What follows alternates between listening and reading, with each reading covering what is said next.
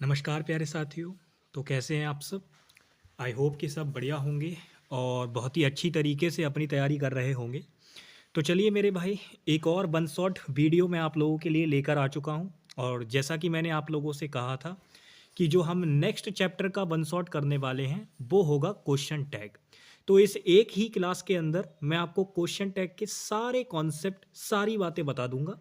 और ये अपने आप में इम्पॉर्टेंट चैप्टर भी हो जाता है, क्योंकि यहाँ से क्वेश्चन आपके पूछे ही पूछे जाते हैं। ठीक है भाई? तो इसको बढ़िया तरीके से सभी लोग तैयार कर लेंगे। मैंने एक ही वीडियो के अंदर सारे के सारे कॉन्सेप्ट रखने का प्रयास किया है और कुछ क्वेश्चन भी मैं आपको कराऊंगा जिससे कि आप इसको अच्छे से समझ पाएँ। ठीक है? तो चलिए फिर शुरू करते हैं अपने चैप्टर को। तो सबसे पहले हम लोग क्वेश्चन टैग का बेसिक देखने वाले हैं। तो क्वेश्चन टैग बेसिकली होता क्या है, सबसे पहले हम ये बात समझ लेते हैं। बस आप ये मान के चलो, जब भी आप कोई स्टेटमेंट बोलते हो तो उस स्टेटमेंट का जो कन्फर्मेशन होता है उसी को कहा जाता है क्वेश्चन टैग। जैसे मैंने कहा वह स्कूल जा रहा है, तो क्या जा रहा है या नहीं, ऐसे वाली जो बात होती है उसको करने के लिए ही हम लोग क्या यूज़ करते हैं, क्वेश्चन टैग का यूज़ करते हैं। तो आपने सबसे पहली बात, क्वेश्चन टैग के बारे में कभी आपसे पूछ ले कोई भी कि क्वेश्चन टैग क्या होता है, तो आपको उसको बस इतनी सी बात बतानी है कि ये स्टेटमेंट का क्या होता है, कन्फर्मेशन होता है। अब जितनी भी चीज़ें आप ये याद रखना, जो भी चीज़ें मैं बताऊंगा क्वेश्चन टैग के बारे में आपको बस उतनी ही याद रखनी है, उससे ज़्यादा चीज़ें आपको याद नहीं रखनी। तो आप याद रखिए, क्वेश्चन टैग को बनाने के लिए हम लोगों को दो चीज़ों की ज़रूरत होती है, एक तो हेल्पिंग वर्ब की और एक मेरे भाई सब्जेक्ट की। और याद रखना, सब्जेक्ट में जो आप हमेशा यूज़ करेंगे वो एक प्रोनाउन होगा, यानी हेल्पिंग वर्ब और आपको सब्जेक्ट की नीड होती है क्वेश्चन टैग को बनाने के लिए। और सब्जेक्ट भी हमेशा आप एक प्रोनाउन यूज करेंगे, कभी भी नाउन को सब्जेक्ट मत बनाना यहाँ पे। ठीक है, ये चीज ध्यान रखना। अब सबसे बेसिक पॉइंट और सबसे इंपॉर्टेंट है, क्योंकि इसी पे बेस्ड क्वेश्चन पूछती है एसएससी। आपको याद रखना है, अगर आपकी स्टेटमेंट निगेटिव होगी तो टैग जो बनेगा वो मेरे भाई कैसा बनेगा, एक मिनट सॉरी, ये अपोजिट हो गए हैं शायद, मैं इसको ठीक कर दूंगा। यहाँ पे ध्यान दीजिएगा। जैसे स्टेटमेंट अगर आपकी निगेटिव होती है तो टैग उसका कैसा बनता है, पॉजिटिव बनता है। और अगर स्टेटमेंट पॉजिटिव होती है तो उसका टैग कैसा बनता है, निगेटिव बनता है।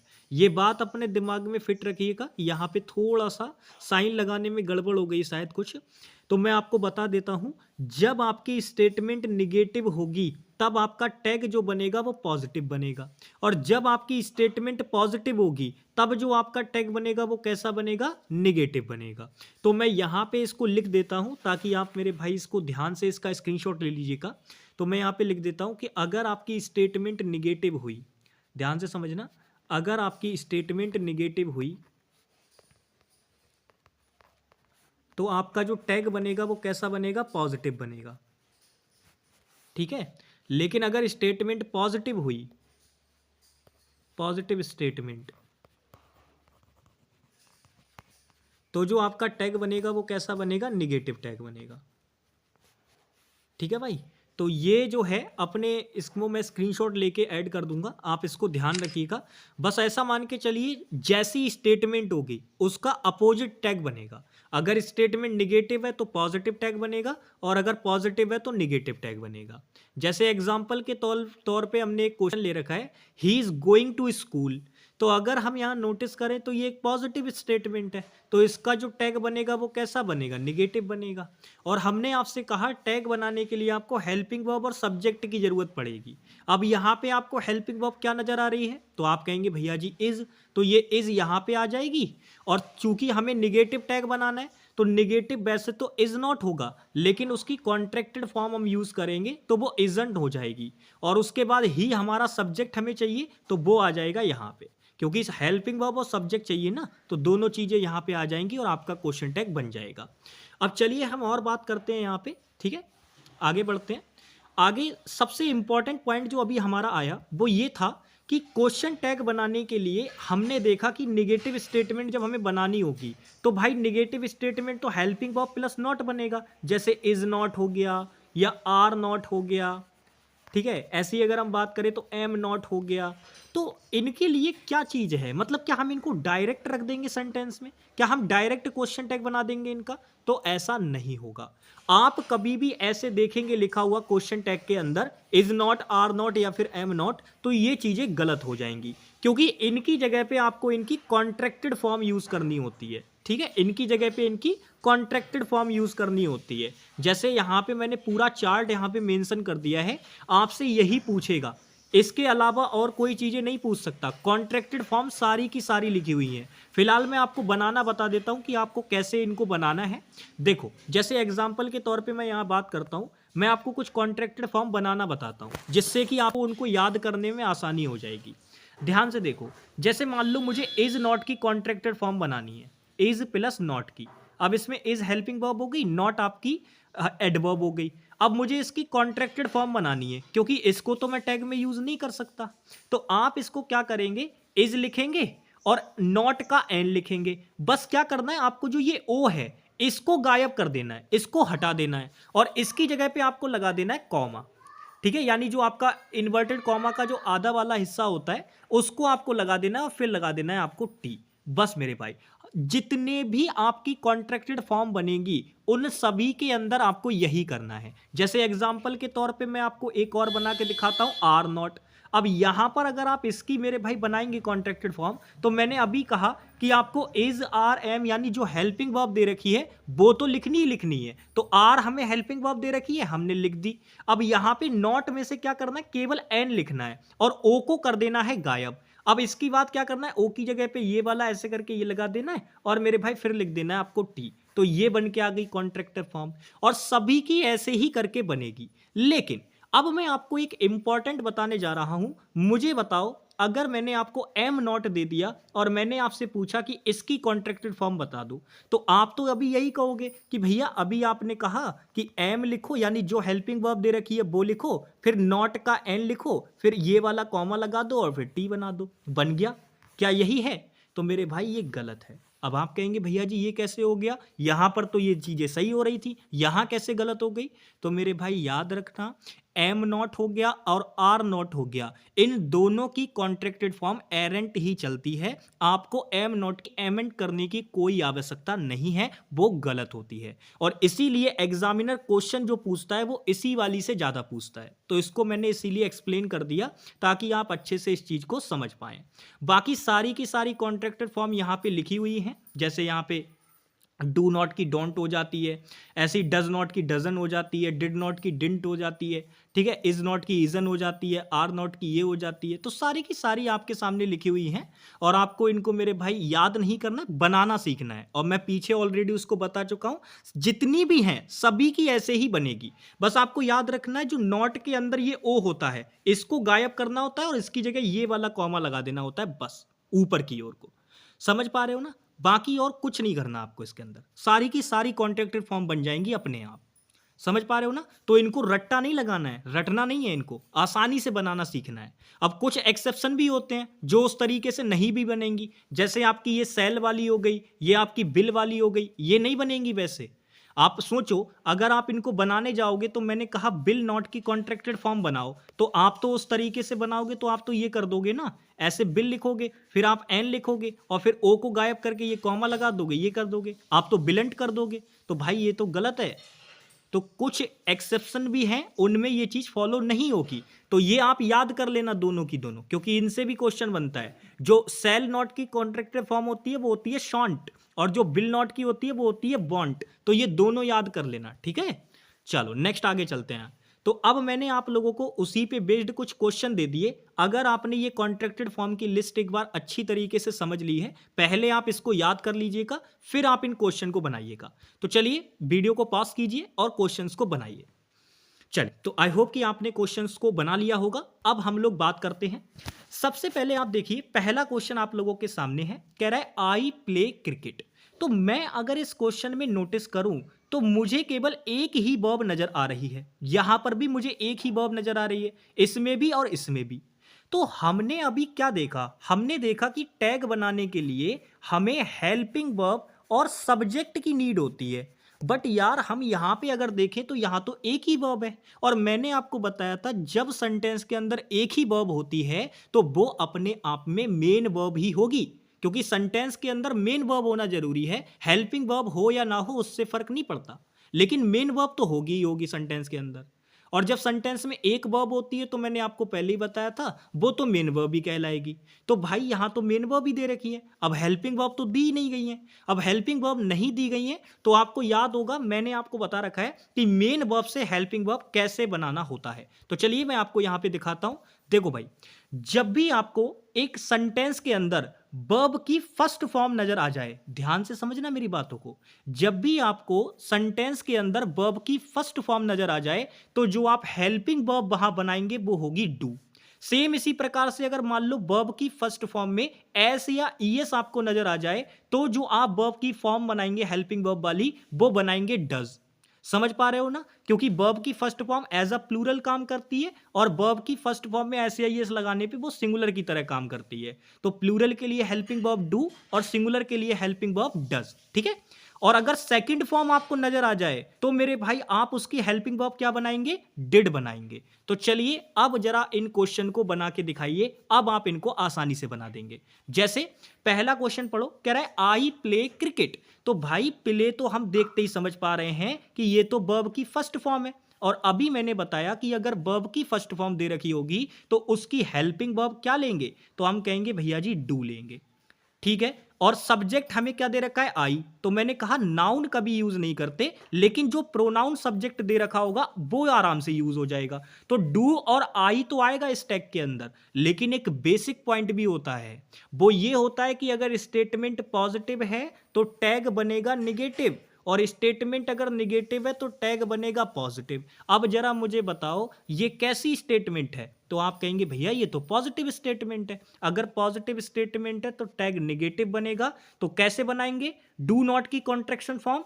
तो आप कहेंगे भैया डू लिखेंगे, नॉट का एन लिखेंगे, ओ को हटा देंगे, उसकी जगह कॉमा लगा देंगे, बन गया डोंट। अब ये आई जो है वो यहां लिख देंगे, तो इसका जो टैग बनेगा आई प्ले क्रिकेट का वो डोंट आई बनेगा। क्या बनेगा, डोंट आई, ठीक है ना। तो ये वर्ब की फर्स्ट फॉर्म थी, इसके लिए हेल्पिंग वर्ब क्या आ गई, डू आ गई। सेम अगले वाले में भी देखो, इसका भी क्वेश्चन टैग जो बनेगा वो डोंट आई ही बनेगा। अब आप कहेंगे भैया यहां पे आपने कैसे डायरेक्ट बना दिया इसका, यार देखो क्या सेम चीजें नहीं है, यहां पर ये वर्ब की फर्स्ट फॉर्म दे रखी है तो इसके लिए अगर मैं हेल्पिंग वर्ब लेके आऊंगा तो वो डू आएगी। दूसरी चीज यहां सब्जेक्ट आई है तो मेरे भाई वो भी यहां आएगा। और तीसरी चीज ये स्टेटमेंट पॉजिटिव भी है तो इसका टैग कैसा बनेगा, निगेटिव, यानी डू नॉट की कॉन्ट्रैक्शन फॉर्म यूज करनी है। तो कॉन्ट्रैक्टेड फॉर्म जब यूज करोगे तो नॉट का एन लिखोगे, फिर ये वाला कॉमा लगा दोगे और टी बना दोगे, बन गया डोंट आई। तो दोनों का ही टैग इनका कैसा रहेगा, सेम रहेगा। अच्छा अब इसका बनाओ जरा, तो आप नोटिस करोगे यहां आपको स्टेटमेंट दे रखी है पॉजिटिव, यानी सिंपल सी बात है स्टेटमेंट पॉजिटिव है तो टैग कैसा बनेगा, नेगेटिव बनेगा। फिर दूसरी चीज अगर आप नोटिस करोगे तो वर्ब की फर्स्ट फॉर्म में यहां पे क्या दे रखा है, ईएस लगा रखा है। तो मैंने बताया था कि अगर वर्ब की फर्स्ट फॉर्म में एस या ईएस लगा होगा तो उसकी जो हेल्पिंग वर्ब हम बनाएंगे वो क्या बनाएंगे, डज बनाएंगे, क्योंकि ये सिंगुलर वर्ब होती है। अब दूसरी चीज ये स्टेटमेंट पॉजिटिव है तो टैग निगेटिव बनेगा, निगेटिव बनेगा तो भैया क्या कर दो, नॉट लिख दो, लेकिन कैसे, नॉट का एन लिखना है और टी लिखना है, ओ को गायब कर देना है, उसकी जगह लगाना है कॉमा, ठीक है, ये वाला केवल एक, वो भी समझ पा रहे हो ना। तो डजन लिखोगे और हमारा सब्जेक्ट ही जो कि अपने आप में एक प्रोनाउन है तो ये अपने आप आ जाएगा, कोई दिक्कत वाली बात नहीं होगी, ये अपने आप आ जाएगा यहाँ पे, सेम सेम बिल्कुल वैसा ही। तो इसका टैग क्या बनेगा, डजंट ही बनेगा। इस वाले का टैग क्या बनेगा, डजंट ही बनेगा। इस वाले का टैग क्या बनेगा, तो आप यहाँ पे नोटिस करोगे पॉजिटिव स्टेटमेंट है मतलब टैग निगेटिव बनेगा, तो भाई नॉट वाला टैग बनाना पड़ेगा। दूसरी चीज यहाँ पे सी दे रखा है तो ये सब्जेक्ट है तो हम इसका टैग क्या बनाएंगे, डजंट सी बनाएंगे, क्योंकि सब्जेक्ट क्या दे रखा है, सी दे रखा है। समझ पा रहे हो ना, यहां सब्जेक्ट क्या दे रखा है, सी दे रखा है, तो पॉजिटिव स्टेटमेंट थी तो टैग नेगेटिव बना। यहां वर्ब की फर्स्ट फॉर्म में एस या एस दे रखा है तो वर्ब सिंगुलर आएगी, यानी कि डज हमें लगानी पड़ेगी यहां पे, ठीक है भाई। तो इस तरीके से ये टैग बनेंगे, मैंने चारों आपको बना के बता दिए हैं, आप भी इनको खुद से ट्राई किए होंगे। चलिए नेक्स्ट आगे चलते हैं। अब हम बात करते हैं ये वाला, अब आप यहां पे इसको बना के बताओ। तो आप अगर नोटिस करोगे तो स्टेटमेंट पॉजिटिव दे रखी है, इसका मतलब इसका जो टैग बनेगा वो निगेटिव बनेगा। दूसरी चीज़ अगर आप नोटिस करोगे तो यहाँ जो वर्ब हमें दे रखी है वो सेकंड फॉर्म दे रखी है, और मैंने कहा था जब आपको वर्ब की सेकंड फॉर्म दे रखी हो तो जो आप हेल्पिंग वर्ब यूज़ करेंगे वो डिड यूज़ करेंगे, तो डिड लगा दी। अब चूंकि हमें डिड नॉट लिखना है तो वो कॉन्ट्रैक्टेड फॉर्म में लिखना होगा, तो इस तरीके से उसको लिख देंगे। और यहाँ पे आई जो दे रखा है ये प्रोनाउन ही है, और मैंने कहा था जब सब्जेक्ट में प्रोनाउन दे रखा हो तो वही प्रोनाउन लाके यहाँ पटक देंगे, तो डिड आई क्या कर देंगे, डिडंट आई कर देंगे। समझ में आई बात? चलो आगे चलते हैं। नेक्स्ट हम लोग बात करते हैं, यहाँ पर भी वही चीज़, तो ये शायद टाइप करने में कुछ ध्यान नहीं दिया गया होगा इस पर, ठीक है भाई, ये बार बार एक ही चीज़ गलती बार बार हुई है इसको, ठीक है, इसको मैं ठीक कर देता हूँ। यहाँ पे ध्यान से समझिएगा, अगर स्टेटमेंट पॉजिटिव है तो टैग कैसा बनेगा, निगेटिव बनेगा, ठीक है, ये ध्यान रखना, कैसा, निगेटिव टैग। और अगर स्टेटमेंट पॉजिटिव है तो टैग कैसा बनेगा, निगेटिव। तो मैं इसका स्क्रीनशॉट ऐड कर दूंगा उसके अंदर, आप इसको जो है ठीक तरीके से नोट कर लीजिएगा। एक मिनट दीजिए मुझे ज़रा। चलिए भाई, तो मैंने कहा कि जब स्टेटमेंट आपकी पॉजिटिव होगी तो टैग निगेटिव बनेगा, और जब स्टेटमेंट निगेटिव होगी तो टैग कैसा बनेगा, पॉजिटिव बनेगा। बस सिंपल सी बात याद रखनी है, उल्टा टैग बनता है। तो अब आपके दिमाग में ये आएगा कि भैया जी हमें पता कैसे चलेगा कि स्टेटमेंट निगेटिव है। तो देखो, अगर मैं आपको बताऊं, आपको पता ऐसे चलेगा कि आपकी जो स्टेटमेंट दे रखी है वो निगेटिव दे रखी है, क्योंकि उसके अंदर ना कुछ निगेटिव वर्ड्स ऐड कर दिए जाएंगे। अब बच्चा नॉट को और नो और नेवर इनको तो बहुत अच्छे से जानता है, बट कभी कभी क्या होता है कि एग्जामिनर कुछ और वर्ड्स भी यूज़ कर लेता है जो कि होते अपने आप में निगेटिव ही हैं, तो कुछ और वर्ड भी वो यूज़ कर लेता है, उनको भी आपको ध्यान रखना है, ठीक है भाई, उनको भी आपको ध्यान रखना है। केवल नॉट, नो, नेबर को नहीं देखना है, ये भी निगेटिव होते हैं, ये भी कभी आएंगे तो टैग आपका पॉजिटिव ही बनेगा, क्योंकि स्टेटमेंट निगेटिव हो जाएगी। लेकिन इनके अलावा ना कुछ और वर्ड भी होते हैं, जैसे हार्डली हो गया, रेयरली हो गया, बियरली हो गया, स्कार्सली हो गया, सेलेडम हो गया। ऐसी अगर हम बात करें, नाइदर हो गया, नन हो गया, फ्यू हो गया, लिटिल हो गया, ये सारे के सारे वर्ड्स अपने आप में निगेटिव हैं, और ये कभी भी यूज होंगे तो आपकी स्टेटमेंट जो बनेगी वो निगेटिव बन जाएगी तुरंत, ठीक है। और निगेटिव स्टेटमेंट बन गई तो उसका टैग कैसा बनेगा, पॉजिटिव बनेगा। कैसा बनेगा टैग, पॉजिटिव बनेगा। तो चलो जरा मुझे बताओ यहाँ पे, अब इस क्वेश्चन को पढ़ो। कह रहा है he hardly goes to school, वह मुश्किल से ही स्कूल जाता है। तो अगर आप यहाँ पे नोटिस करोगे तो बच्चा ये चेक करता है सबसे पहले कि यार नॉट, नो, नेवर तो दे ही नहीं रखा, इसका मतलब ये स्टेटमेंट निगेटिव है ही नहीं। तो वो क्या करता है, इसका टैग जो बनाता है ना, वो यहाँ पे निगेटिव वाला बना के रख देता है। अब जैसे यहाँ पे ये गोज दे रखी है, यानी वर्ब की फर्स्ट फॉर्म में ईएस वाली फॉर्म, तो ये तो इसकी अगर हेल्पिंग वर्ब मुझे बनानी होगी तो मैं डज बनाऊंगा। अब चूंकि बच्चे को लग रहा है ये स्टेटमेंट पॉजिटिव है, तो इसका टैग वो बना देगा निगेटिव, और निगेटिव टैग बना देगा तो वो ये अप्लाई कर देगा। बट मेरे भाई ये चीज़ गलत हो जाएगी। क्यों? क्योंकि आपने ये वर्ड मिस कर दिया। यहाँ हार्डली वर्ड मिस आपको ऐड कर रखा है, जो कि अपने आप में एक एडवर्ब है, और ये निगेटिव कॉनोटेशन की एडवर्ब होती है। तो भाई निगेटिव वर्ड अगर इंक्लूड हो गया तो वो पूरी की पूरी स्टेटमेंट अपने आप में फिर निगेटिव हो जाएगी। और अगर ये निगेटिव होगी तो भाई टैग तो पॉजिटिव बनेगा। तो यहाँ टैग जो बनेगा ना, वो हेल्पिंग वर्ब आप लिखेंगे डज, और सब्जेक्ट फिर यहाँ से ये प्रोनाउन दे रखा है तो इसी को उठा के ले आएंगे ही, तो डज ही इसका टैग बनेगा। समझ पा रहे हो ना? जो टैग बनेगा वो क्या बनेगा, डज ही बनेगा, ठीक है। चलो नेक्स्ट आगे चलते हैं। अब यहां से हम लोग बात करते हैं कि कंपाउंड प्रोनाउन के साथ कैसे करके बनाए जाते हैं। देखो भाई, बहुत ही इंपॉर्टेंट ये पॉइंट है। कंपाउंड प्रोनाउन के साथ हम जनरली क्या देखते हैं, हम कंपाउंड प्रोनाउन के साथ देखते हैं कि जो हम टैग बनाने के लिए चीज़ें यूज़ करते हैं वो ज़्यादातर हम ये देखते हैं कि भाई कंपाउंड प्रोनाउन के साथ, जैसे मान लो मैंने एवरीबॉडी यूज़ किया, तो नॉर्मल स्टेटमेंट में क्या होता है, अगर इसके पोजीशन वगैरह की हमें ज़रूरत पड़ती है या इससे रिलेटेड कोई और प्रोनाउन यूज़ करने की ज़रूरत पड़ती है तो हम ही वाले प्रोनाउन यूज़ कर लेते हैं इसके लिए, एवरीबॉडी या फिर एवरीवन, इनके लिए एनीवन, एनीबॉडी, तो इनके लिए ना हम लोग ही वाले प्रोनाउन यूज़ कर लेते हैं। बट क्वेश्चन टैग में ऐसा नहीं होगा। क्वेश्चन टैग में आपको इनके लिए जो प्रोनाउन हैं वो मेरे भाई यूज़ करने होंगे दे, यानी ही वाले प्रोनाउन ना यूज़ करके आप इसके लिए दे वाले प्रोनाउन यूज़ करोगे चूंकि सब्जेक्ट में लगाना होगा तो आप ही यूज ना करके दे यूज करेंगे। लेकिन कौन से वाले कंपाउंड प्रोनाउन वो भी समझ लो। देखो, कंपाउंड प्रोनाउन दो कैटेगरी के होते हैं। एक तो वो कंपाउंड प्रोनाउन जो कि अपने आप में लिविंग बीइंग को दिखाते हैं, यानी कि जो जीवित लोग होते हैं, जीवित प्राणी वगैरह होते हैं, उनको दिखाते हैं। और एक कंपाउंड प्रोनाउन वो होते हैं जो कि केवल थिंग्स को या फिर नॉन लिविंग को रेफर करते हैं, यानी चीजों को दिखाएंगे या फिर नॉन लिविंग की बात करेंगे। तो आपको ये पॉइंट अपने दिमाग में रखना है कि जो बॉडी या थिंग को दिखाने, एक तरीके से जो लिविंग बीइंग को दिखाने वाले होते हैं, यानी जिनके लास्ट में बन लगा हुआ होता है या जिनके लास्ट में बडी लगा हुआ होता है। बन वाला जैसे एनीवन हो गया, समवन हो गया, ऐसी अगर हम बात करें एवरीवन हो गया या फिर एनीवन हो गया, ठीक है। ऐसी बडी वाले अगर हम बात करें तो समबडी हो गया, एनीबडी हो गया, एवरीबडी हो गया। तो जो बन और बडी वाले आपके कंपाउंड प्रोनाउन होते हैं, उनके साथ जब आप टैग बना रहे होंगे तो टैग बनाते समय आप ही का यूज नहीं करेंगे। पॉइंट नोट करना, सारी बातें लिखी हुई हैं अच्छी तरीके से। जब बन और बडी वाला मेरे भाई आपको कंपाउंड प्रोनाउन दे रखा होगा और वो सब्जेक्ट का काम कर रहा होगा तो आप टैग बनाते समय ही का यूज ना करके दे का यूज करेंगे। किसका यूज करेंगे मेरे भाई? दे का। एग्जामिनर आपको ही लगा के देगा क्योंकि उसको पता है, आप जनरल सेंस में पढ़ के आए हैं कि जब भी कंपाउंड प्रोनाउन यूज होते हैं बडी और बन वाले, यानी जो लिविंग बीइंग को दिखाते हैं, तो उनके लिए हम लोग ही का यूज कर लेते हैं। ही के वजह से प्रोनाउन जो भी जरूरत पड़ती है हम उसका ही के यूज कर लेते हैं उसके लिए।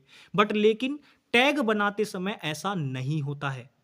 समझ रहे हो ना? नोट करना इस चीज को, स्ट्रिक्टली इस पे फोकस करना है आपको। आप ऐसा नहीं करेंगे क्वेश्चन टैग के समय पे। तो पूरा पॉइंट यहाँ पे लिखा हुआ है, मैंने यहाँ पे बडी और बन वाले कुछ प्रोनाउन मेंशन कर रखे हैं और मैंने लिख रखा है कि टैग बनाते समय इनके लिए आप ही का यूज नहीं करेंगे, आपको दे का यूज करना पड़ेगा। लेकिन हाँ, जो थिंग वाले प्रोनाउन होते हैं जिनके लास्ट में थिंग लगा हुआ होता है, जैसे एनीथिंग हो गया, समथिंग हो गया, एवरीथिंग हो गया, इनका टैग बनाने के लिए, क्योंकि ये केवल चीजों की बात करते हैं या फिर नॉन लिविंग की बात करते हैं, तो इनके केस में आप मेरे भाई टैग बनाते समय केवल केवल इट का यूज करेंगे। किसका यूज करेंगे? इट का। और दे का यूज इनके लिए बिल्कुल भी नहीं होगा। किसका यूज करेंगे? केवल केवल इट का यूज करेंगे। तो जैसे मैंने आपके सामने ये क्वेश्चन लिखा, नथिंग हैपन्स, और मैंने आपसे पूछ लिया कि इसका क्वेश्चन टैग बनाओ, तो भाई सबसे पहले तो अगर मैं नोटिस करूं तो ये मुझे वर्ब की फर्स्ट फॉर्म में क्या नजर आ रहा है? तो आप कहेंगे भैया एस नजर आ रहा है, यानी मैं अगर इसके लिए हेल्पिंग वर्ब बनाऊंगा तो वो अपने आप में डज निकल के आएगी, क्योंकि ये वर्ब की फर्स्ट फॉर्म में एस लगा हुआ है। और हमने क्या बताया कि अगर वर्ब की फर्स्ट फॉर्म में एस दे रखा होगा तो उसकी जो एक तरीके से हेल्पिंग वर्ब निकल के आएगी वो डज निकल के आएगी। अब दूसरी चीज, इसमें नथिंग यानी कि एक निगेटिव वर्ड इंक्लूड है, और निगेटिव वर्ड इंक्लूड है तो टैग कैसा बनेगा? पॉजिटिव। तो डज बिल्कुल ठीक है। अब हमें केवल केवल क्या लगाना है? हेल्पिंग वर्ब हमारी ये आ गई, अब हमें केवल सब्जेक्ट लगाना है। अब दिक्कत ये है, नथिंग है तो प्रोनाउन, लेकिन फिर भी हम इसको डायरेक्ट यूज नहीं कर सकते क्योंकि ये एक कंपाउंड प्रोनाउन है। तो इसका हम क्या करेंगे? इसके लिए हम लोग किसका यूज करेंगे? क्योंकि ये थिंग वाला प्रोनाउन है तो इसके लिए हम लोगों को इट का यूज करना पड़ेगा। अगर बन या बडी वाला प्रोनाउन होता तब दे का यूज करते, तो डज इट बोलेंगे। क्या बोलेंगे? Does it. ठीक है, ये इसका जो है प्रोनाउन आपका एक तरीके से क्वेश्चन टैग बन के आ जाएगा। तो नथिंग हैपन्स का जो क्वेश्चन टैग बनेगा वो क्या बनेगा? डज इट बनेगा। ठीक है, नेक्स्ट आ जाओ। अब ये क्वेश्चन मैंने आप लोगों को दिया, इसका बनाओ जरा। तो कह रहा है everyone can participate in this contest. अब अगर इसका मुझे क्वेश्चन टैग बनाना है तो मैं सबसे पहले नोटिस करूंगा, कैन यहां मॉडल वर्ब है, पार्टिसिपेट यहां पे मेन वर्ब है। यानी अगर अल्टीमेटली देखा जाए तो हम बहुत अच्छी तरीके से जानते हैं कि जो मॉडल वर्ब्स होती हैं वो केवल केवल हेल्पिंग वर्ब का ही काम करती हैं। तो ये आपकी मेन वर्ब हो गई। ठीक है, तो अब आपको हेल्पिंग वर्ब सीधे सीधे दे रखी है, तो हेल्पिंग वर्ब तो हम लगा ही देंगे, लेकिन उससे पहले हम नोटिस करें तो आपकी दी गई स्टेटमेंट पॉजिटिव स्टेटमेंट है, और पॉजिटिव स्टेटमेंट है तो टैग कैसा बनेगा? निगेटिव बनेगा। तो everyone can participate in this contest. तो अगर हम यहां पे देखें, पहले हम लिखेंगे हेल्पिंग वर्ब और फिर हमें जो सब्जेक्ट लगाना होगा, ये एवरीवन है तो प्रोनाउन, लेकिन ये एक कंपाउंड प्रोनाउन है तो इसको डायरेक्ट यहां यूज नहीं कर सकते, हमको इसको बदलना होगा। तो एवरीवन, चूंकि ये वन और बडी वाले प्रोनाउन की कैटेगरी में आता है तो भाई इसके लिए ही लगाया जाता है जनरल सेंस में। टैग बनाते समय हम केवल केवल किसका यूज करेंगे? दे का। तो कैन दे बोलेंगे। क्या बोलेंगे मेरे भाई? Can they. ठीक है, तो इसका जो टैग बनेगा वो क्या बनेगा? कैन दे बनेगा।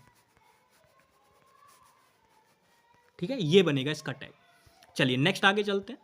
अब मैं आपको बताता हूं सबसे इंपॉर्टेंट पॉइंट कि इंपरेटिव सेंटेंस का क्वेश्चन टैग कैसे बनाया जाता है। सबसे पहले समझते हैं इंपरेटिव सेंटेंस क्या होता है।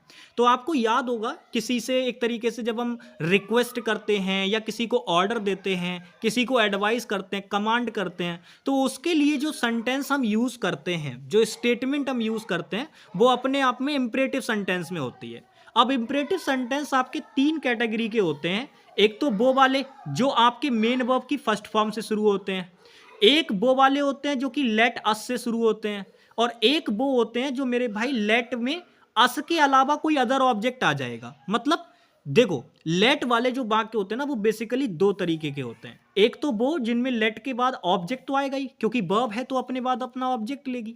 तो लेट वर्ब के बाद एक तो अस वाला आता है क्वेश्चन, जो कि लेट अस फिक्स होता है अपने आप में। ये एक अलग टाइप बनता है लेट अस वाले वाक्यों का। और एक मेरे भाई होता है अपने आप में कौन सा, जिसमें लेट के साथ में अस ना होके कोई अदर ऑब्जेक्ट इंक्लूड होगा। तो 3 कैटेगरी आपकी बनती है इंपरेटिव सेंटेंस की। तो सबसे पहले हम लोग बात कर लेते हैं कि अगर मेरे भाई आपका जो इंपरेटिव सेंटेंस है वो वर्ब की फर्स्ट फॉर्म से शुरू हो जाए, तब आप उसका टैग क्या बनाएंगे। तो आप याद रखिएगा, जब भी आपका इंपरेटिव सेंटेंस मेन वर्ब की फर्स्ट फॉर्म से शुरू होगा, तो उसका टैग बनाने के लिए आप लोग वांट यू या विल यू दोनों का ही यूज कर सकते हैं। हालांकि आप वो लॉजिक फॉलो कर सकते हैं कि स्टेटमेंट पॉजिटिव होगी तो हम भैया नेगेटिव टैग बना देंगे, वांट यू लगा देंगे, और अगर स्टेटमेंट एक तरीके से नेगेटिव ना होके पॉजिटिव होगी तो हम भाई अपने आप में नेगेटिव उसका टैग बना देंगे। तो ये चीज ना थोड़ा सा ध्यान रखिएगा। और एक चीज के लिए मैं पहले ही बोल देता हूं भाई, अगर मैं कहीं पे नेगेटिव पॉजिटिव में थोड़ा बहुत इधर उधर निकल जाऊं या कुछ जो ना बोलना चाहूं वो निकल जाए मुंह से, तो भाई उसके लिए क्षमा चाहूंगा, क्योंकि आप जानते हैं बार बार नेगेटिव पॉजिटिव इसमें थोड़ा बहुत कंफ्यूजन मुझे भी हो सकता है कभी कभी। तो फिलहाल मैं कोशिश करूंगा कि बहुत ही अच्छी तरीके से सारी चीज़ों को समझाऊं। तो मैंने बार बार एक ही बात बतानी है कि अगर मेन वर्ब की फर्स्ट फॉर्म से सेंटेंस शुरू हो रहा है तो उसका टैग बनाने के लिए आप वांट यू या विल यू का यूज कर सकते हैं। ठीक है भाई। बाकी आप जानते ही हैं, जब नेगेटिव आपकी स्टेटमेंट होगी तब आपको मेरे भाई ये वाला यूज करना है, और जब पॉजिटिव यू स्टेटमेंट होगी तब आप ये वाला यूज कर सकते हैं। हालांकि दोनों का यूज हो जाता है, कोई फर्क नहीं पड़ता, बट एग्जामिनर जो वाला यूज कराना चाहेगा आपसे, आपको वही यूज करना है, ये ध्यान रखना। एग्जामिनर के ऊपर डिपेंड करता है, इसीलिए मैंने स्लैश लगा के लिखा है, क्योंकि दोनों का ही यूज किया जा सकता है, बट एग्जामिनर आपसे कौन सा कराएगा वो एग्जामिनर के ऊपर डिपेंड है। ठीक है ना। तो पेपर में आपको पता करना आना चाहिए। अब जैसे यहां पे हम देखें और लेटेस्ट वाले वाक्यों का टैग क्या बनता है, तो भाई ये बिल्कुल फिक्स पॉइंट है, और इस पे जितने स्टार लगाना चाहो उतने स्टार लगा लो, क्योंकि क्वेश्चन टैग का क्वेश्चन यहां से बनता ही बनता है। तो याद रखना, जो लेटेस्ट वाले वाक्य होते हैं इनका टैग बिल्कुल फिक्स होता है शैल बी। हमेशा के लिए इसको मोस्ट इंपॉर्टेंट के याद रख लो। ठीक है। जो आपके लेटेस्ट वाले वाक्य होते हैं इनका टैग फिक्स होता है शैल बी, और बाकी अगर हम बात करें जो अदर लेट के साथ अदर ऑब्जेक्ट लग जाता है उनका टैग फिक्स होता है बिलीव। उनका टैग क्या फिक्स होता है, बिलीव। तो आपको क्या याद रखना है, अगर लेट के साथ आपको मेरे भाई अस लगा के दे दे, यानी लेटस वाला वाक्य आ जाए, तो उसका टैग बनेगा शैल बी, और अगर लेट के साथ अदर ऑब्जेक्ट वाला वाक्य आ जाए तो उसका टैग बनेगा बिल यू। समझ पा रहे हैं ना भाई। ये सीधे सीधे आपको याद रखने होंगे भाई, ये चीजें आपको सीधे सीधे याद रखनी होंगी। तो चलो जरा मुझे बना के बताओ, ये मैंने 3 सेंटेंस आपके सामने रख रखे हैं, इनका टैग मुझे बना के बताओ। तो आप पहला क्वेश्चन देखोगे, कह रहा है ओपन द डोर, तो मैं तुरंत समझ गया ये मेन वर्ब की फर्स्ट फॉर्म से शुरू हो रहा है, यानी इसका टैग बनाने के लिए मैं ये भी कह सकता हूं विल यू, या फिर मैं इसका टैग बनाने के लिए ये भी कह सकता हूं वांट यू। अब एग्जामिनर दोनों में से कौन सा बनवाएगा वो एग्जामिनर के ऊपर डिपेंड है, फिलहाल दोनों ही बन सकते हैं। ठीक है ना। बट मोस्ट प्रोबेबली ये एक पॉजिटिव स्टेटमेंट है, तो आप कोशिश करिएगा कि इसका नेगेटिव वाले पे ज्यादा ध्यान रहे आपका। हालांकि एग्जामिनर दोनों बनवा सकता है, और याद रखना पेपर में एग्जामिनर कभी दोनों एक साथ नहीं देगा, वो या तो विल यू देगा या वांट यू देगा, दोनों एक साथ नहीं देगा आपको, क्योंकि दोनों ही सही हो जाएंगे ना फिर तो वहां पे, तो दोनों एक साथ नहीं देगा, देगा एक ही, बस वही आपको पकड़ना होगा वहां पे। ठीक है। चलो नेक्स्ट देखो। अब ये कह रहा है let us go to market, तो अगर हम देखें तो ये तो लेटस वाला अपना कॉन्सेप्ट आ गया। तो भाई लेटस वाले वाक्य का क्या बताया था क्वेश्चन टैग, पढ़ना ही नहीं पूरा क्वेश्चन, लेटस देखते ही आंसर मानना है शैल बी। ठीक है। क्वेश्चन टैग के अंदर लेटस वाला वाक्य कभी भी आएगा तो उसका जो क्वेश्चन टैग आप बनाएंगे शैल बी बनाएंगे। अब नेक्स्ट देखो, कह रहा है लेट मी गो आउटसाइड। अब अगर हम देखें तो यहां लेट वर्ब के साथ अस ना लगा के कोई अदर ऑब्जेक्ट दे दिया। तो मैंने आपको बताया था जब लेट वर्ब के साथ में कोई अदर ऑब्जेक्ट आ जाए अस की जगह पे तो उसका टैग क्या बनेगा, बिलीव। तो बस आपको इतना चेक करना है, आपको इतना देखने के बाद आगे नहीं देखना क्या लिखा हुआ है, सीधा टैग बनाना है बिलीव, सीधा टैग क्या बनाना है, बिलीव, बात खत्म। तो ये तीनों क्वेश्चन हो गए, आई होप आप इनका टैग बना पाए होंगे। चलिए तो एक प्यारा सा क्वेश्चन मैं आप लोगों से पूछता हूं, आप मुझे इसका टैग बना के बताइए। तो आप अगर देखेंगे तो ये क्वेश्चन कह रहा है डू नॉट प्ले इन सन। अब कई बच्चे यहाँ पे एकदम अपना दिमाग ये भी दौड़ा सकते हैं कि भैया जी आपने कहा था कि सन वगैरह यानी जो प्लेनेट या स्टार जो होते हैं उनके नाम से पहले तो द आर्टिकल लगाना होता है। आपने पिछले बंसॉट जो आर्टिकल लिया था उसमें आपने बताया था ये बात। तो यार बात तो तुम्हारी सही है, लेकिन मेरे दोस्त याद रखना जो सन होता है इसका सेंस दो मीनिंग में आता है। एक तो ये सूर्य के सेंस में मीनिंग करता है और एक ये अगर मैं बात करूं तो धूप के सेंस में भी मीनिंग करता है। तो जब ये सूर्य के सेंस में मीनिंग करेगा तब इसके साथ द आर्टिकल लगाना ठीक होगा, लेकिन अगर ये मेरे भाई धूप के सेंस में मीनिंग कर रहा है तब इसके साथ अगर आपने द आर्टिकल लगा दिया तो बात गलत हो जाएगी। तो डू नॉट प्ले इन सन का मतलब ये नहीं कि मैं सूर्य में खेलने की बात कर रहा हूं, मैं कह रहा हूं कि धूप में मत खेलो। तो यहां सन बिल्कुल ठीक है अपने आप में। तो अगर आप नोटिस करोगे डू नॉट प्ले इन सन में अगर आप देखोगे तो आपका जो क्वेश्चन है वो वर्ब की फर्स्ट फॉर्म से शुरू हो रहा है, और वर्ब की फर्स्ट फॉर्म से शुरू हो रहा है मतलब इंपरेटिव है। अब इंपरेटिव है तो इसके अंदर ना तो लेट वाला कोई भी स्ट्रक्चर है, यानी ये सीधा मेन वर्ब वाली फॉर्म वाला दे रखा है सिस्टम इसका। तो आप कैसे बनाएंगे इसका टैग? तो आपको याद होगा मैंने बताया था ऐसे क्वेश्चन का जो टैग बनता है वो या तो विल यू बनेगा या वांट यू बनेगा। लेकिन आप एक चीज बहुत अच्छे से नोटिस कर पा रहे होगे कि ये जो स्टेटमेंट अपने आप में दे रखी है वो मेरे भाई एक नेगेटिव स्टेटमेंट है, और स्टेटमेंट नेगेटिव दे रखी है तो टैग भी कैसा बनेगा, पॉजिटिव बनेगा भाई, क्योंकि उल्टा टैग बनता है। तो यहां हम क्या बनाएंगे, वांट यू को प्रायोरिटी पे ना रख के विल यू को प्रायोरिटी पे रखेंगे। ठीक है भाई, विल यू आएगा यहां पे, यहां जो टैग बनेगा वो क्या बनेगा, विल यू बनेगा। तो आपको यही चीजें भाई बस ध्यान रखनी है बढ़िया तरीके से। बाकी हम लोग आगे बढ़ते हैं और एक और पॉइंट समझते हैं। देखो जितनी भी चीजें बता रहा हूं ये सब अपने आप में बहुत इंपॉर्टेंट है, तो इनको बिल्कुल अपने माइंड में ना फिक्स कर लेना। अब जैसे यहां पे हम लोग बात करते हैं, होता क्या है कुछ और भी आपके ना प्रोनाउन होते हैं। अब ये देयर हो गया, बन हो गया, इट हो गया, ये ऐसे वर्ड हैं जैसे इट तो आपका नॉर्मली है, कोई दिक्कत नहीं है। इट का तो हम सभी लोग जानते हैं कि ये केवल आपका प्रोनाउन ही हो सकता है। बाकी जो ये देयर और बन है इनकी खास बात ये है कि ये अपने आप में, जैसे ये देयर हो गया, ये तो मेरे भाई अपने आप में सीधे सीधे रिप्रेजेंटेटिव सब्जेक्ट का काम भी कर लेता है अपने आप में ये, और ये एक एडवर्ब ऑफ प्लेस भी होता है। तो different different parts of speech में ना ये वर्ड काम कर लेते हैं। अब जैसे ये बन हो गया, ये नाउन भी होता है, एडजेक्टिव भी होता है, प्रोनाउन भी होता है। तो ये जो वर्ड आपके दे रखे हैं अभी, ये different different parts of speech में काम कर लेते हैं। तो इसीलिए ना इनसे कुछ एक इंपॉर्टेंट केस बनता है, उसको आपको ध्यान रखना है। वो ये है देयर हो गया, बन हो गया या इट हो गया, ये कभी भी आपके सब्जेक्ट के रूप में यूज हो रहे होंगे अगर स्टेटमेंट के। तो जो आप टैग बनाएंगे वो मेरे भाई इन्हीं को उठा के सीधा रख देंगे, इन्हीं को उठा के सीधा टैग में रख देंगे बिल्कुल।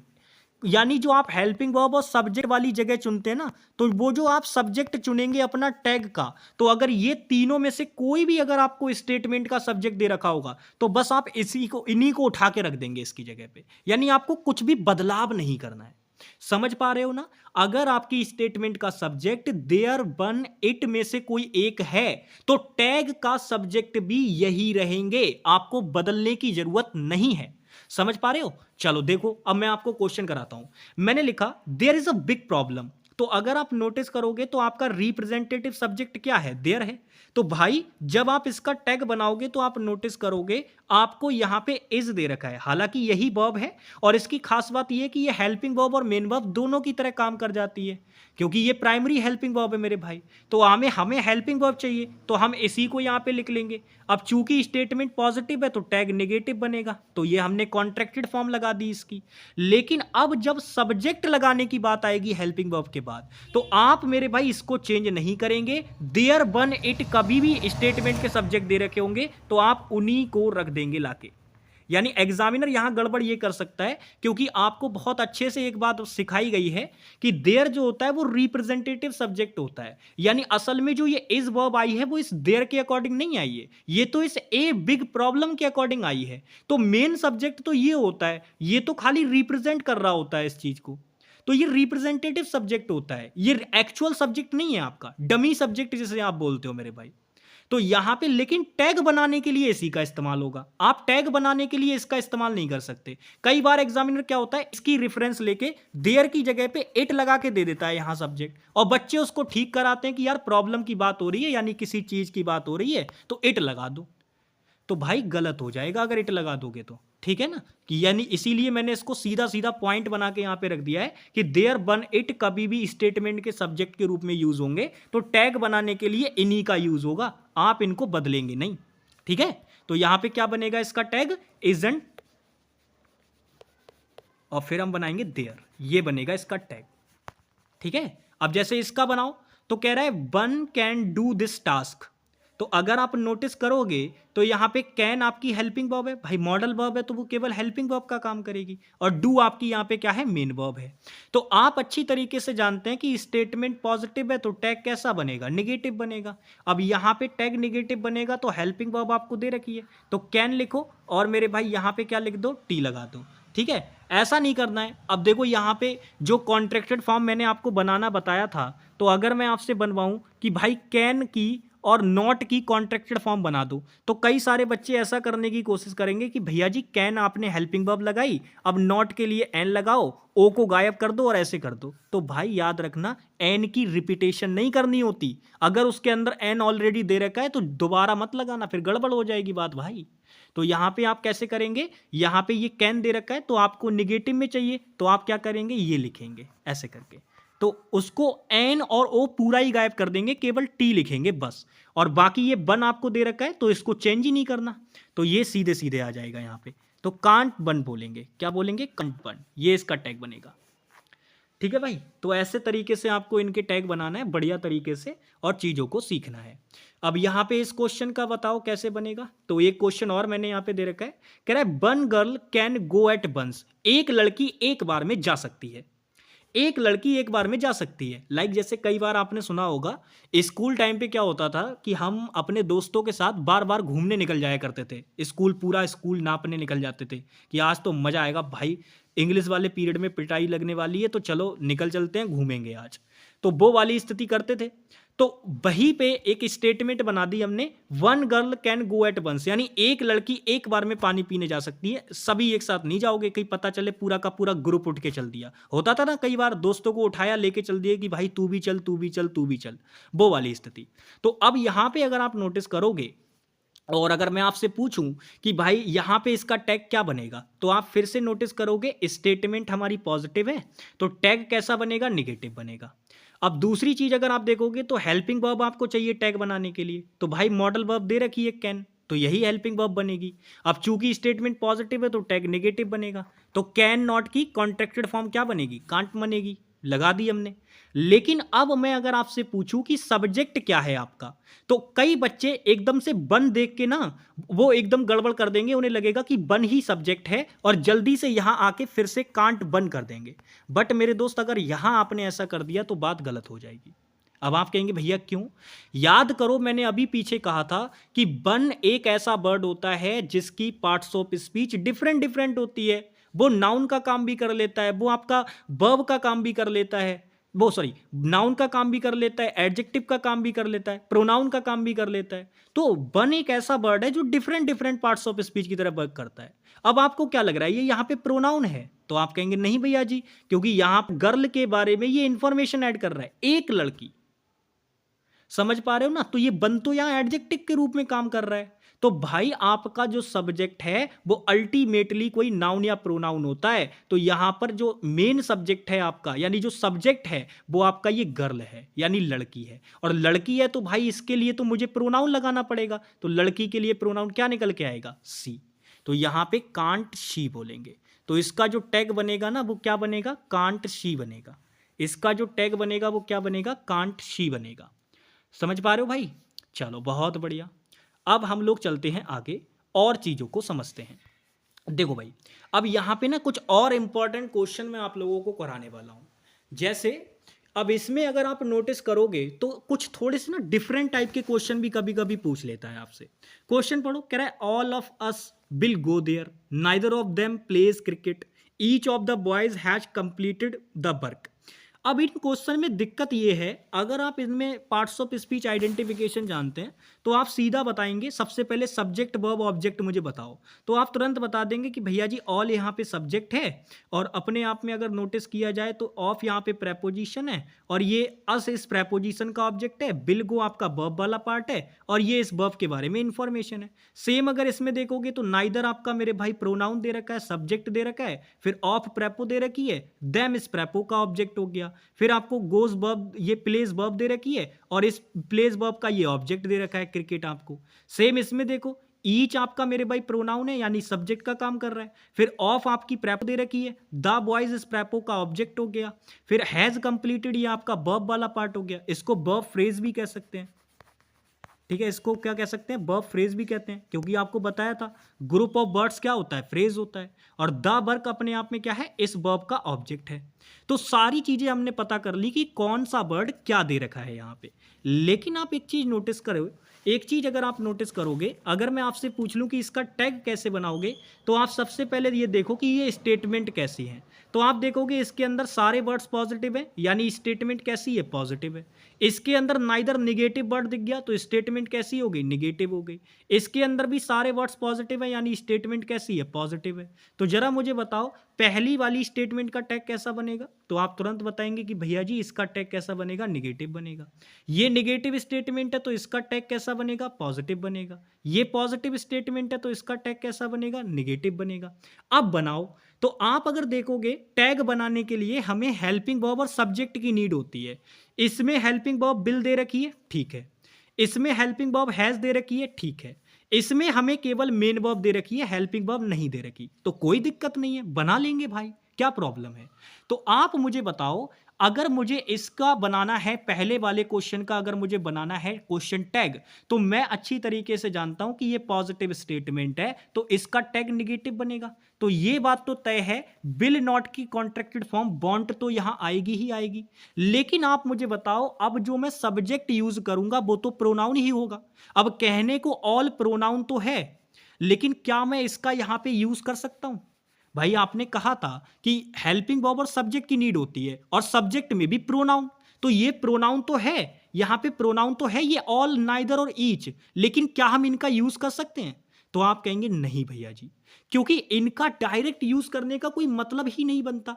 नाइदर कौन, मैंने कहा कि कोई भी नहीं, लेकिन किस में से कोई भी नहीं ये तो बताना पड़ेगा ना। तो ये ऑल, नाइदर, ईच, इनका ऐसे कोई मतलब ही नहीं निकल रहा। आप ये बोल रहे हो कि सब, लेकिन कौन सब ये तो बताओ, हम में से सब, तुम में से सब, उनमें से सब, कौन में से सब, ये तो बताना पड़ेगा। तो अल्टीमेटली टैग बनाने के लिए आप ऑल, आइदर, नाइदर, ईच, कभी भी इनकी जरूरत पड़ेगी ना, तो भाई इनका आप यूज नहीं करेंगे। आप ये देखना कि ये किस में से चयन करने की कोशिश कर रहे हैं। जैसे हम में से सब, तो यहां मेन जो आपका एक तरीके से टैग बनाने के लिए जो आप यूज करेंगे वो इस अस का यूज करेंगे, और अस ऑब्जेक्टिव केस में लिखा हुआ है तो सब्जेक्ट इसका क्या बन जाएगा, बी बन जाएगा। सेम इसी प्रकार से यहां पे देम दे रखा है तो टैग बनाने के लिए जो हम सब्जेक्ट बनाएंगे वो इस देम से बनाएंगे। सेम इसी प्रकार से अगर हम बात करें, यहां पे आप देखो इस ऑफ प्रेपोजिशन के बाद में जो ये द बॉयज दे रखा है, असल में ये ईच बात कर रहा है, तो किन की बात कर रहा है, लड़कों में से प्रत्येक की बात कर रहा है ना। तो ये ऑब्जेक्ट है, लेकिन इससे ही हम मेरे भाई अपना जो क्वेश्चन टैग होगा उसका सब्जेक्ट बनाएंगे। तो समझ पा रहे हो ना। तो देखो कैसे बनाएंगे, जैसे मैं यहां पे दूसरा वाला क्वेश्चन कराता हूं। यहां पे हम देख पा रहे हैं कि ये अपने आप में वर्ब की फर्स्ट फॉर्म में एस लगा रखा है, तो अगर मुझे इसके लिए हेल्पिंग वर्ब बनानी होगी तो डज बनेगी, लेकिन चूंकि स्टेटमेंट नेगेटिव है तो टैग कैसा बनेगा, पॉजिटिव बनेगा। तो भाई केवल मुझे लिखना है डज, और यहां पे देखो यहां पे क्या दे रखा है, यहां पे क्या दे रखा है, नाइदर दे रखा है, लेकिन नाइदर के बाद ये क्या दे रखा है, देम। तो भाई आप एक बात बताओ, देम को जब मैं इधर लाके यहां पे बनाऊंगा तो ये तो अपने आप में प्लूरल हो जाएगा भाई, क्योंकि इसका जब मैं सब्जेक्टिव फॉर्म यूज करूंगा तो वो तो दे हो जाएगा। अब दे हो जाएगा तो आप मुझे बताओ, दे तो प्लूरल है, तो प्लूरल है तो भाई ये डज तो आ ही नहीं सकता इसके लिए, तो फिर ये बात गलत हो जाएगी। इस डज को हमें डू दे के अकॉर्डिंग चेंज करना होगा, तो डू दे होगा।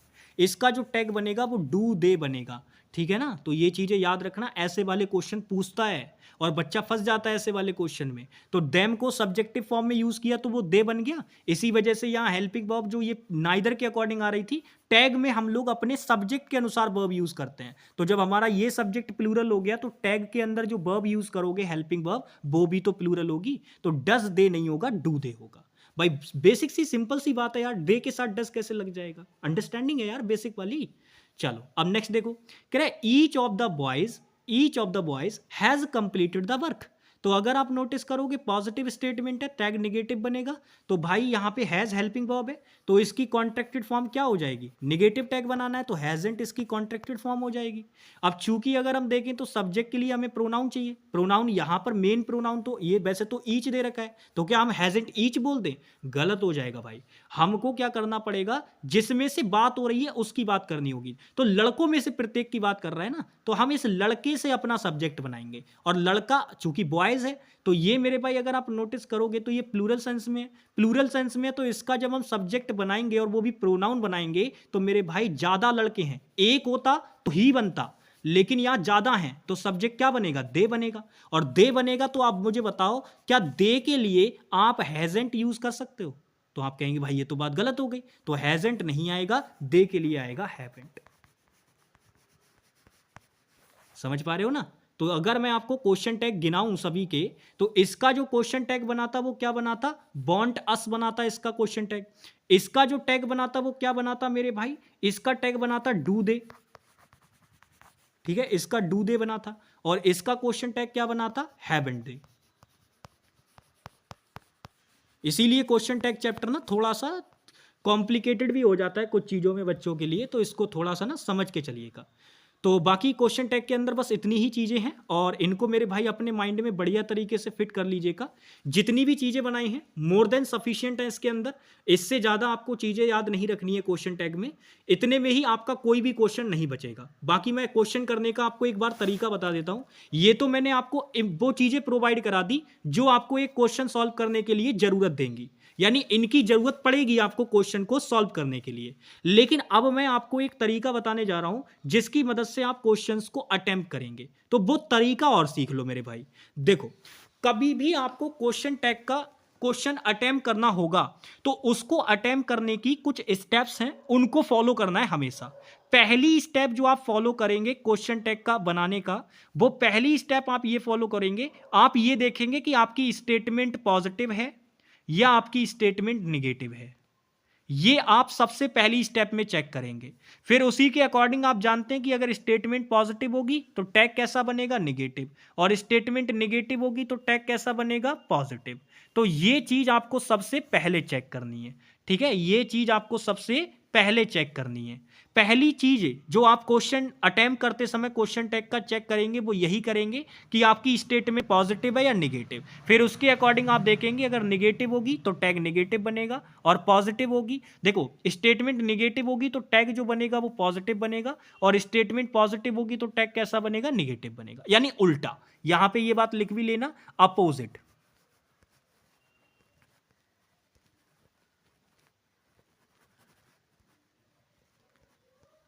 ठीक है, यहां पे ये बात लिख भी लो ताकि आप इसको ध्यान रख पाओ अच्छे से। अब देखो और बताता हूं, सेकंड स्टेप जो आप फॉलो करेंगे, फिर मेरे भाई आप फॉलो करेंगे जो सेकंड स्टेप होगी वो ये चीज देखेंगे कि आपकी हेल्पिंग वर्ब कैसे बनाना है, यानी हेल्पिंग वर्ब बनाएंगे और इसी के साथ साथ कॉन्ट्रैक्टेड फॉर्म, यानी कॉन्ट्रैक्टेड फॉर्म बना के हेल्पिंग वर्ब तैयार करेंगे अपनी, ठीक है। और जो तीसरी और सबसे लास्ट स्टेप होगी उसके अंदर आप तैयार करेंगे अपना सब्जेक्ट, और मैंने आपको सारी चीजें बनाना बता दी हैं कि कैसे करके बनाई जाती हैं, ठीक है भाई, सारी चीजें मैंने आपको बता दी हैं कि कैसे बनाई जाती हैं। तो क्वेश्चन टैग को अटेम्प्ट करने के लिए बस आपको ये 3 स्टेप फॉलो करनी है। पहली स्टेप में आपको ये देखना है स्टेटमेंट पॉजिटिव है कि निगेटिव, फिर उसका जस्ट अपोजिट टैग बना देना है। दूसरी स्टेप में आपको क्या करना है, हेल्पिंग वर्ब बनानी है, वो भी अगर निगेटिव में टैग बनाना है तो उसकी कॉन्ट्रैक्टेड फॉर्म की आपको जरूरत पड़ेगी, अदरवाइज आपको नॉर्मल हेल्पिंग वर्ब बनानी आनी चाहिए।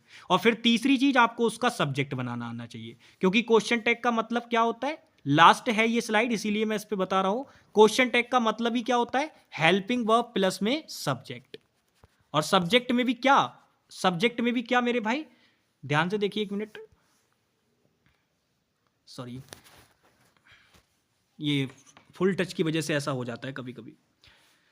ठीक है, तो क्वेश्चन टैग में आपको यही चीज़ें बस ध्यान रखनी है। क्वेश्चन टैग का मतलब हेल्पिंग वर्ब और सब्जेक्ट भी क्या, प्रोनाउन। ठीक है, चलो, तो बस इतनी चीज़ें आपको याद रखनी है। बाकी मिलते हैं आप लोगों से एक नेक्स्ट वन शॉट लेक्चर में, और जो वो वन शॉट लेक्चर होगा उसके अंदर हम लोग 2 चैप्टर एक ही क्लास में खत्म करेंगे। यानी आप ये मान के चलिए 2 in 1 धमाका होने वाला है वो।